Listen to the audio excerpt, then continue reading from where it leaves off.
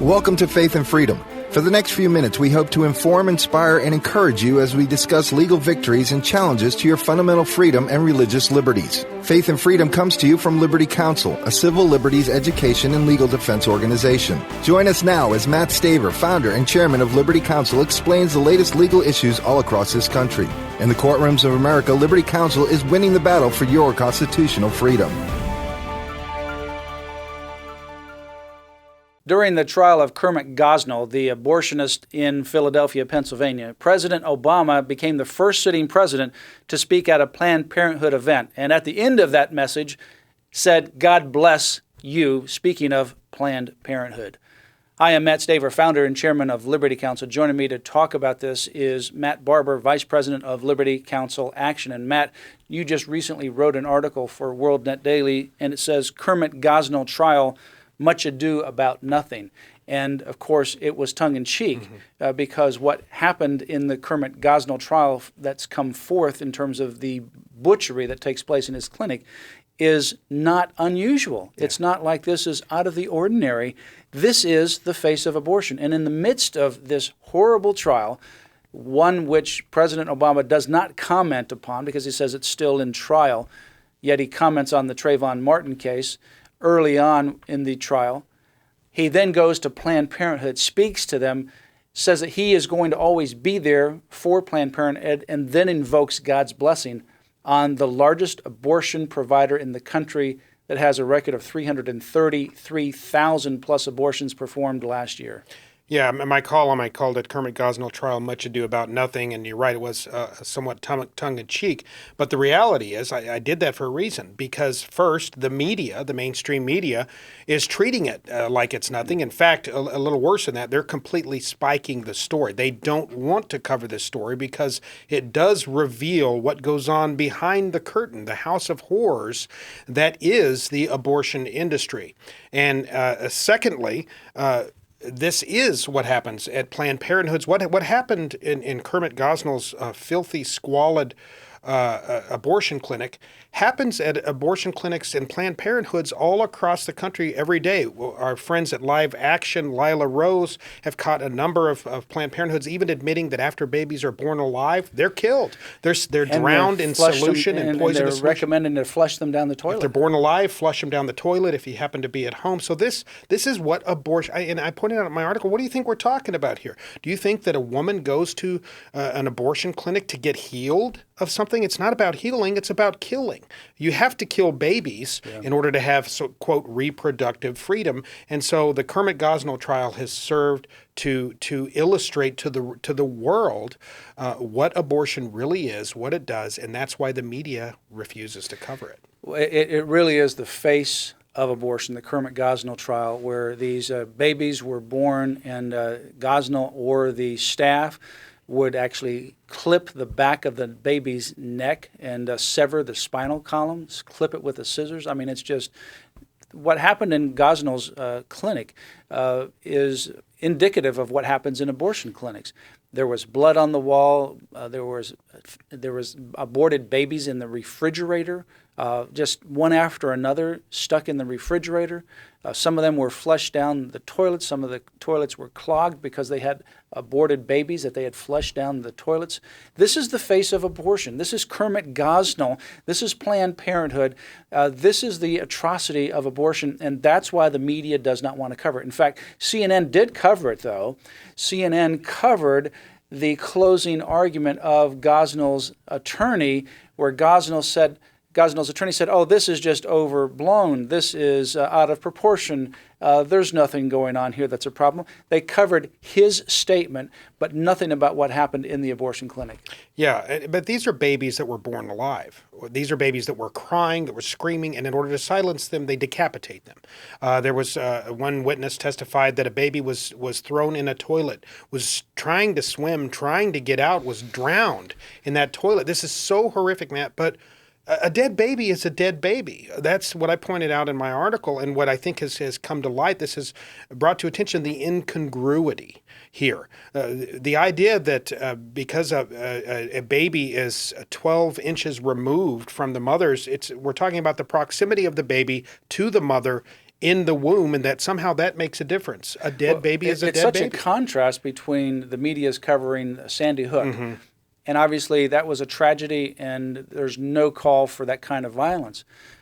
But when we have the violence that takes place in the womb, the first home, they don't cover it at all because they think it might infringe on their so-called reproductive freedom, their sexual liberation that they want so much. And so they're willing to sacrifice another human being for that kind of selfish gratification. Now, we had a situation in Orlando where Angel was going to an abortion clinic in Central Florida in Orlando. She was told by her counselor to go there. She was pregnant. She already had 2 children. She had a late second trimester child, early third trimester. Nothing wrong with the child. Went to this abortion clinic. The doctor was never there, the abortionist. On one day was given these drugs to induce the labor, was not given anything to kill the child. The next day went into labor, came to this abortion clinic, delivered this child in the toilet, and asked for help, screams for help. No help comes. She calls her friend on and that friend calls 911. When the ambulance gets there, they say, "Oh, don't worry, it's all taken care of. No big deal. We got it under control." Just someone who was hysterical. Abortion has become such a part of who this country is, and people have become so desensitized to it. These paramedics never even go into the clinic. They drive away, shut off their lights, go back home, and this little baby dies. I go to the mortuary, and from where you pull out the slab, there is a little shoebox, and in that shoebox is baby Rowan.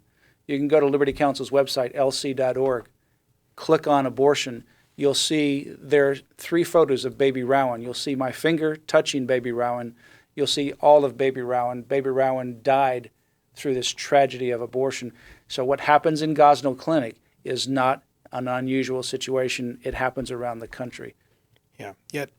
Yet 55 plus million little baby Rowans, just like those slaughtered in the Gosnell Clinic, have been killed post Roe v. Wade since 1973, murdered in the womb.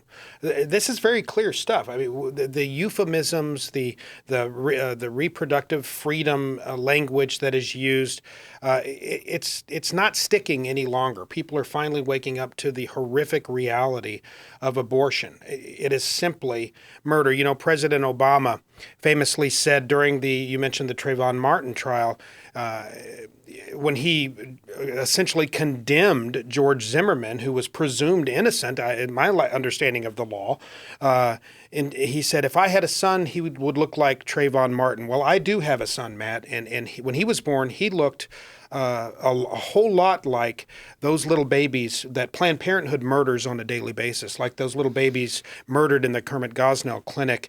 And interestingly enough, those little babies, particularly in the Gosnell Clinic, little black babies, a lot of them really do look an awful lot like Trayvon Martin. Well, the fact is that this is human life. And when we sacrifice human life in the womb under personal choice and personal gratification or personal decisions, we ultimately cheapen the very image of God and the dignity of all humanity. And so when we start having this abortion mentality, and it's no wonder why people cheapen life at other ends of the spectrum. When you cheapen it at this end of the spectrum, then life doesn't have any real meaning at any other end of the spectrum as well. We need to come in this country to a place where this tragic history of abortion and bloodshed, not only to these children, but also to the mothers. Mothers are victims as well. And if you have had an abortion or know somebody who has had an abortion, the good news is that Christ sets you free, and Christ can break those chains, and you don't have to live with that continuing guilt. God can ultimately forgive you and set you free, but also use you as a mouthpiece, as a spokesperson, to make sure other women don't go down this tragic road of abortion and not only hurt and damage their own lives, but also take the life of their own child whom they should be the protector of. Go to Liberty Counsel's website, lc.org. That's lc.org. We also have partnered with Jim Bob and Michelle Duggar of the 19 Kids and Counting TV reality show, along with other pro-life organizations, and we've launched lifeunited.org. That's lifeunited.org. lifeunited.org. It's a comprehensive website on pro-life issues. That's lifeunited.org, lifeunited.org. Or you can go to Liberty Counsel's website for additional information and go there to lc.org. Continue to pray for Liberty Counsel's ministry, and you can support Liberty Counsel by making an online credit card contribution to help support our efforts to advance and protect human life, the most vulnerable, and that life begins at the moment of conception in the first home that all of us have enjoyed. America is facing historic threats to the family and our religious liberty at every level of government, from public schools to the Supreme Court, from town halls to Congress. Wherever those threats exist, Liberty Counsel is advocating for you, a multi-front defender of truth. Liberty Counsel's team of attorneys and policy experts is advancing religious freedom, the sanctity of life, and the family in the courts, in Congress, and in your community. Log on to lc.org to find out more. That's lc.org. The more people know about Obamacare, the less they like it. It is a train wreck. It was sold to the American people as being a system that would increase coverage and make insurance coverage more affordable. In fact, it's neither. Liberty Counsel's important lawsuit, I'll be arguing that on May 16 to try to take down this monster known as Obamacare. I am Matt Staver, founder and chairman of Liberty Counsel. Joining me is Matt Barber, Vice President of Liberty Counsel Action, to talk about this Obamacare train wreck. And Matt, I'll be arguing on May the 16th before the Court of Appeals for the second time on Obamacare. It's Liberty University versus Geithner, and we have a comprehensive challenge to Obamacare. We'll continue to keep our viewers and our listeners updated regarding that. But the more Obamacare is being rolled out, and the more people see its impact, the more and more they are angry at this, and the less they like Obamacare.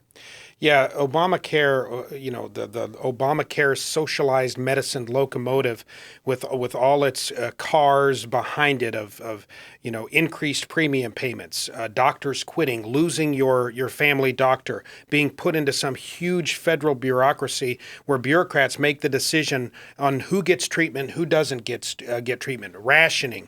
All of these cars, one after another, nobody likes to hear, "I told you so," but we screamed it from the rooftops. Yeah. We told you so. Well, they just sent out this huge locomotive with all these cars, socialist cars behind it, with no track ahead. Remember, Nancy Pelosi famously said, "We have to pass the bill before we see what's in it." Well, that's like sending the locomotive full speed with no track laid out in front of it. And boy, was she right about that. Yeah. It's a tongue-in-cheek kind of thing, but she was right, because you can't really understand what's in this thing until you really see how it's implemented.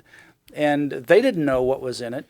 Different people knew what was in it, and obviously there were some people who knew that was in it. It was a socialist turnaround of this country. Montana Democrat Senator Max Baucus called the Obamacare a, quote, train wreck. And a Democratic colleague, West Virginia Senator Jay Rockefeller, described the massive so-called Affordable Care Act as, quote, beyond comprehension, close quote. And Henry Cho, the government's chief technical officer in charge of putting in place the insurance exchanges mandated by law, was quoted in the Congressional Quarterly recently as saying, quote, "I'm pretty nervous. Let's just make sure it's not a third world experience." Now, this is Obama's technical individual who's in charge of putting up the exchanges. Let's just make sure we're not getting into a third world experience. I'm pretty nervous about this situation. I mean, this is Obamacare. We're in 2013. It's in the process of being implemented. Full implementation is January 1, 2014. They have no idea what they're doing. And if we've set the bar so high to say, hey, anything other than a third world experience is acceptable, let's just hope it's not a third world experience. Matt, Obamacare cannot work. It's simply you do the math. It will not work. Premiums are already calculated to increase out of your pocket, folks, by at least double. They're at least going to double. Doctors are dropping out. Medical students aren't going to medical school. This thing cannot work, and I believe that was always by design, because the goal here is a single-payer, socialized system, and so they knew it couldn't work. This was just the precursor to socialized medicine. Well, Oliver Wyman consultants from that organization. They wrote on the issue earlier this year in January in Contingencies, which is the magazine of the American Academy of Actuaries. These are people who predict different kinds of insurance cost and so forth. They said around 6 million of the 19 million people with individual health policies are going to pay more, and this even after accounting for government subsidies offered under the law. So the government's going to pay more for these subsidies, which you and I will ultimately end up paying for. That's a tax increase, obviously. And then in addition to that, these 6 million people are going to actually pay more for their health insurance.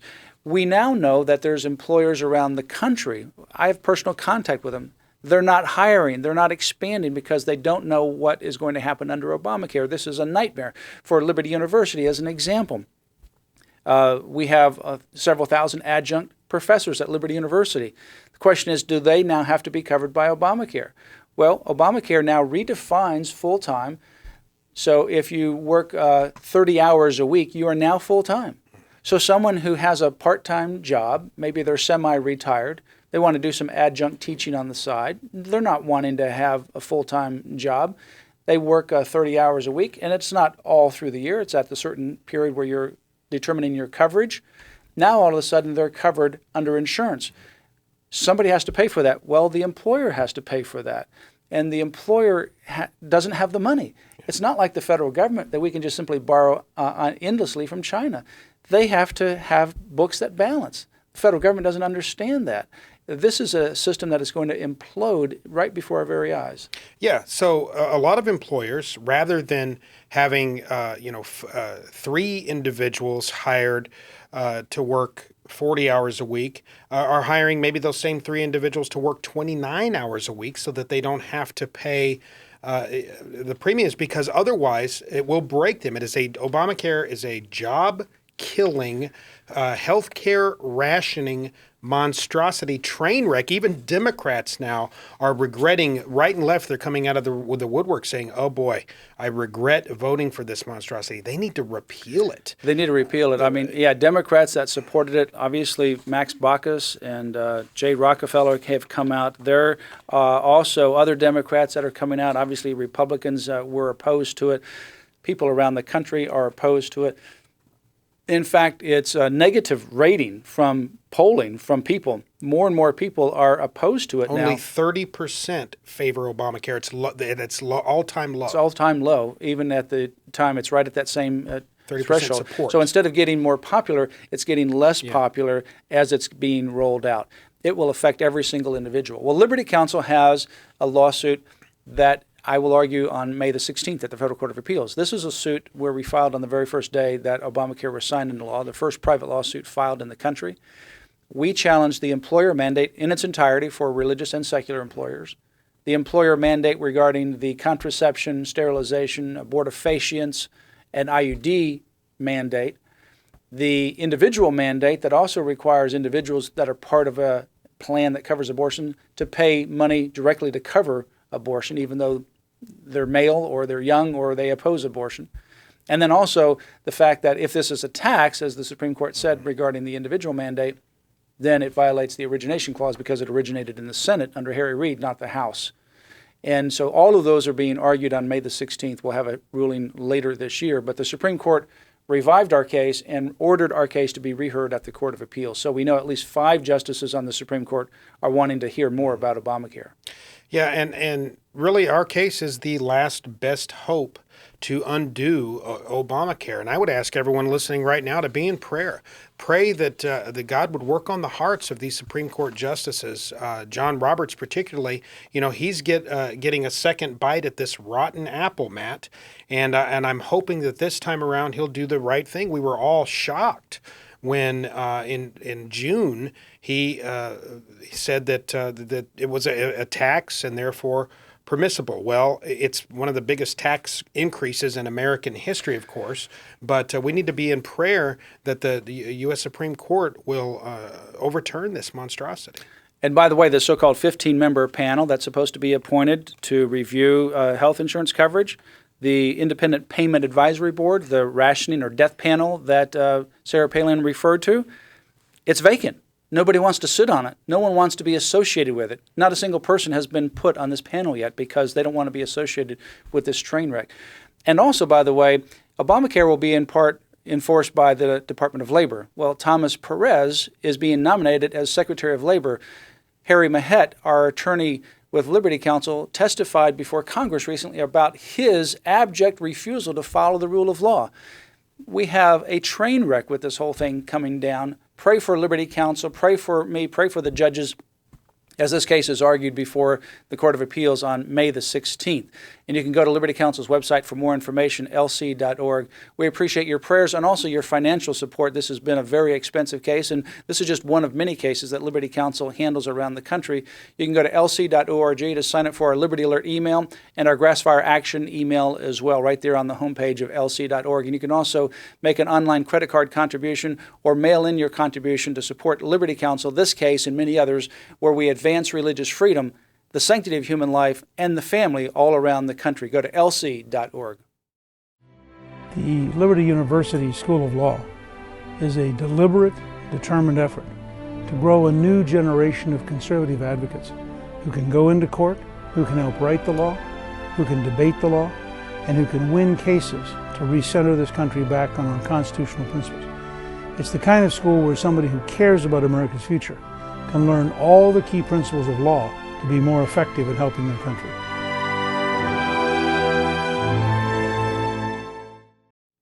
We need your help to defend freedom of conscience.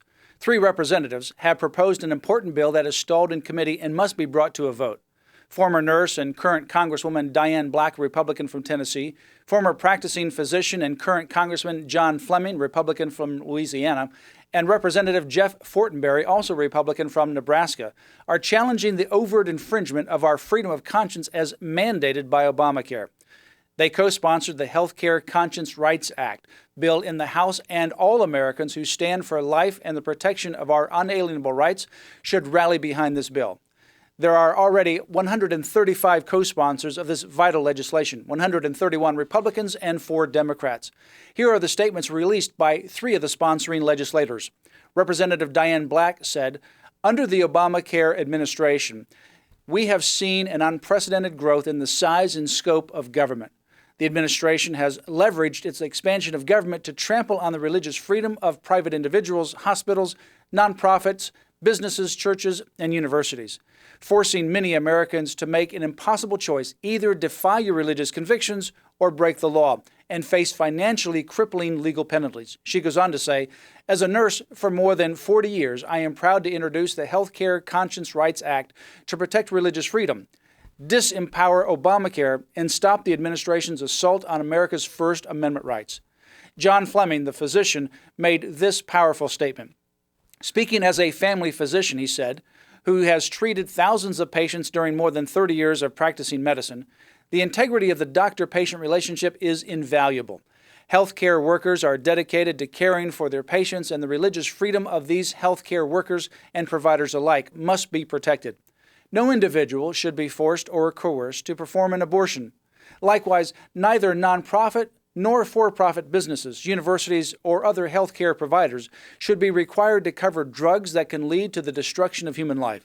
This legislation protects the First Amendment rights of American healthcare community by allowing them to refuse to participate in procedures that violate their deeply held beliefs. These former medical professionals, now elected U.S. representatives, know firsthand how destructive the Obamacare mandates will be to medical professionals, to patient-provider care, and to those organizations forced into choosing between morality, religious conviction, and obedience to the law. Representative Jeff Fortenberry added, "We have come together to act to protect Americans' most basic rights, our rights of conscience and religious freedom." He says the bill simply restores the basic rights in healthcare that were widely accepted before the implementation of this new healthcare law. Obamacare forces employers and individuals to provide and pay for unconscionable and immoral mandates like funding mandatory abortifacient, sterilization, and contraceptive services through insurance plans. One of Obamacare's most intrusive assaults on our liberty is the mandated provision of abortions and abortifacients, the so-called morning after pills, chemicals like Plan B, Ella, RU-486, and other death-dealing pharmaceuticals. We need you to take action now. We need you to stand united in support of the Healthcare Conscience Rights Act. We must stand behind this legislation.